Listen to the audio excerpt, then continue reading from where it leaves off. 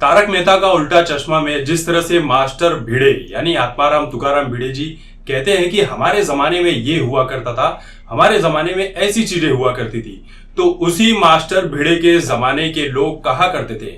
कि बॉलीवुड यानी कि फिल्मी दुनिया में आदमी नाम तो बहुत कमा लेता है, पैसे भी कमा लेता है, लेकिन अपनी इज्जत गंवाने के बाद। और ये बात आज बिल्कुल सच होती हुई नजर आ रही है कि बहुत सारी फैमिली ऐसी थी उस वक्त जो अपने घर के बच्चों को फिल्मी दुनिया में इसीलिए जाने नहीं देती थी क्योंकि यहां पर सिर्फ काम नहीं है, दुनिया भर की काम, क्रीड़ा, गंदगी और ना जाने क्या क्या चीजें भरी पड़ी है।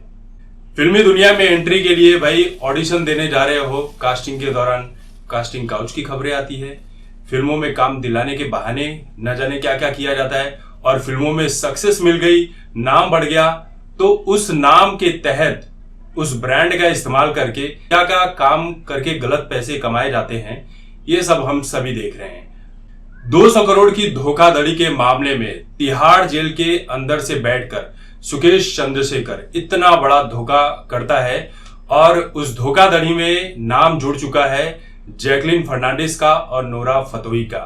जैकलीन फर्नांडिस और नोरा फतेही, इन दोनों को उस इंसान ने, सुकेश चंद्रशेखर ने, करोड़ों रुपए के गिफ्ट दिए हैं, महंगी गाड़ियां, महंगे ज्वेलरी, घर तक दे दिए हैं। यहां तक कि जैकलीन फर्नांडिस को तो 52 लाख रुपए का घोड़ा दिया है,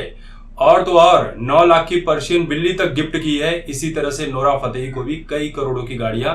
गिफ्ट में कर दी है। यानी कि 200 करोड़ की धोखाधड़ी करके इस तरह से बॉलीवुड में ये तो 2 एक्ट्रेस हैं, न जाने ऐसी कितनी एक्ट्रेस होंगी जिनके साथ अब जिस बंदे ने इतने पैसे इनके ऊपर खर्च किए हैं, तो आपको क्या लगता है कि ये वो बंदा इस्तेमाल नहीं करेगा इनका? भाई जमकर इस्तेमाल किया होगा, बस उन शब्दों में मैं आपको नहीं कह सकता। आप सोच लीजिए कि ये कितने गिरे हुए घिनौने लोग हैं और इन जैसे लोगों को लोग अपना आइडल मानते हैं। जैकलीन फर्नांडिस की कुछ किसिंग विसिंग वगैरह की तस्वीरें भी वायरल हो रही है, जिसे देखकर आप अंदाजा लगा सकते हो कि क्या क्या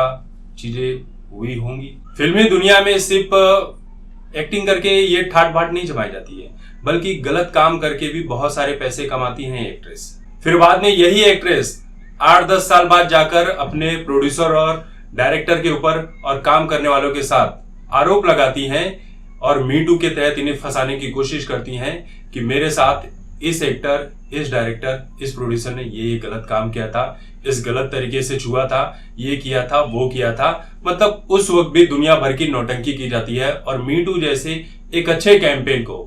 इस तरह के लोगों ने ही बदनाम कर रखा है। यानी जिनको उसका बेनिफिट मिलना चाहिए था, उस बेनिफिट में भी इन लोगों ने धोखाधड़ी कर दी।